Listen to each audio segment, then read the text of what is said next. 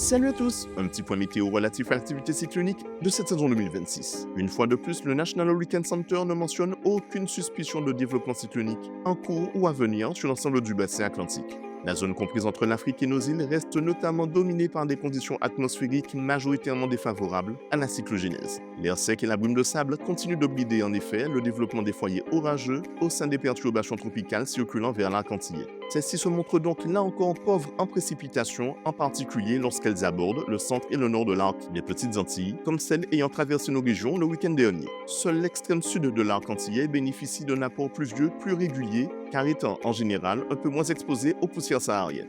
Rappelons que cette configuration avait été correctement anticipée par les simulations numériques à moyen terme publiées sur le compte Threads du Point Météo le mois dernier et qui prévoyaient à l'époque un déficit marqué de précipitations au nord des Petites Antilles, tandis que l'extrême sud profiterait d'une humidité plus abondante. À cela s'ajoute un fort cisaillement toujours ancré sur nos régions et décapitant les systèmes pluvieux orageux s'approchant de nos îles.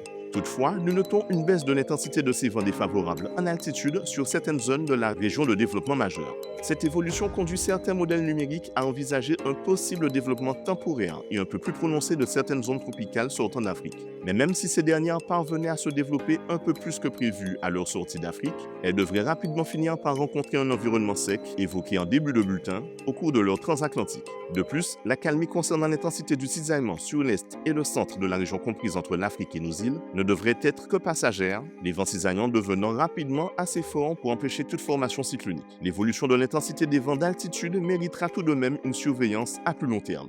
Mais à l'heure où paraît ce point météo, les modèles numériques n'envisagent aucune menace cyclonique pour nos régions à l'horizon des 10 prochains jours. Savourons donc ce calme cyclonique que nous offre la nature tout en gardant de temps à autre un petit coup d'œil sur le temps. En attendant, c'est tout pour aujourd'hui. Excellente journée à vous et à bientôt.